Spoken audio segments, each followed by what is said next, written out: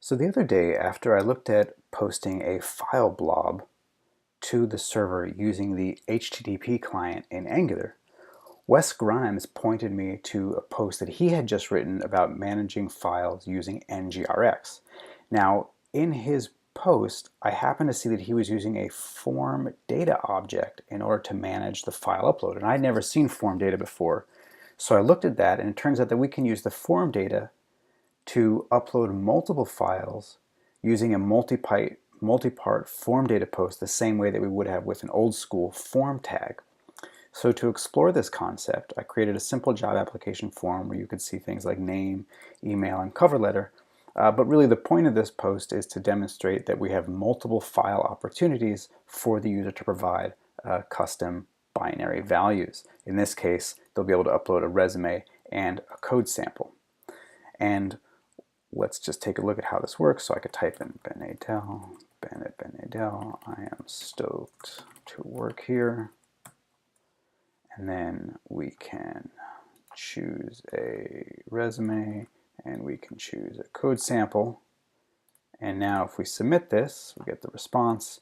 But if we look at the network activity at the upload, what we can see here is that the resume and the sample fields have both been posted as binary values to the form, to the server, along with the other form fields here.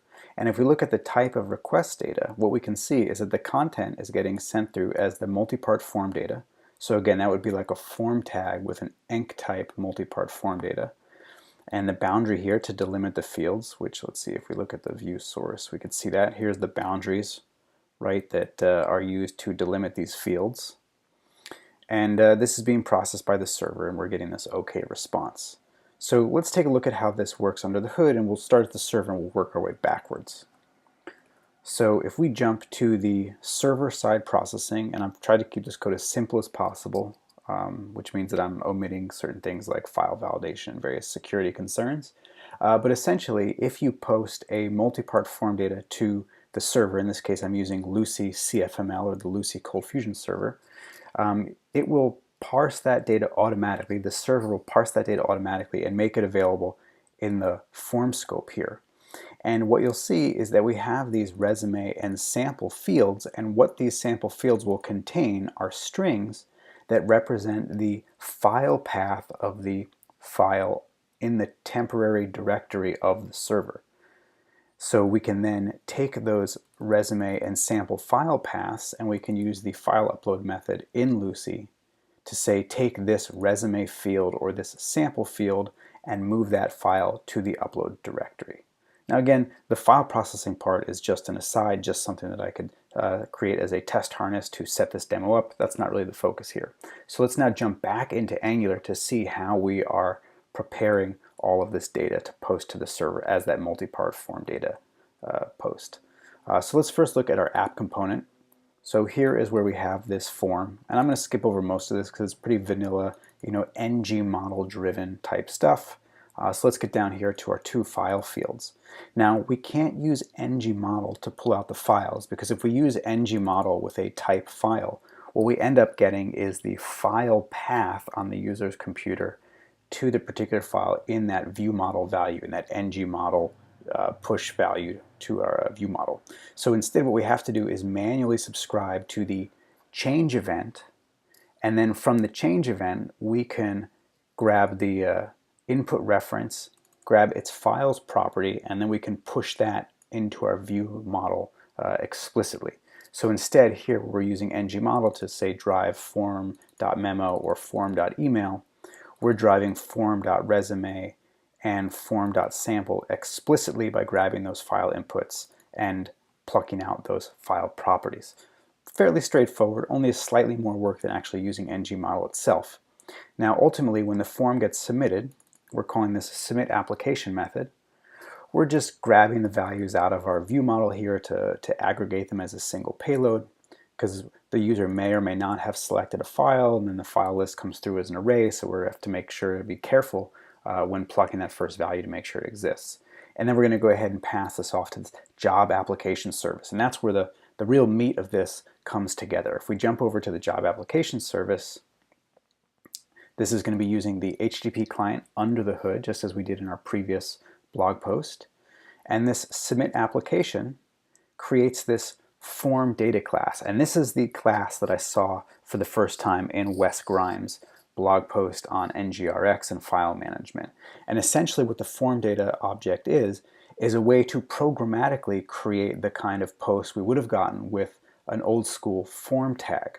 And you can see that we take this form data and then we can call append, and with append we can add different form fields, either the simple ones, name, email, memo, as well as the file ones for resume and sample.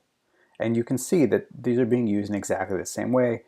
Here I'm just checking to see if those were provided by the user, and if so, then I'm appending them to the form, which means that they're optional fields. And when we append a file, we could have added an additional file name here, but instead I'm just going to allow the natural name of the file blob to be used as the name in the form post. And then all we do once we've populated this form data is we pass it off to the HTTP client to perform a post, just like we would with any JSON payload or anything to that effect. And that goes to the server, gets processed perfectly, and everything is pretty easy once you see how it works.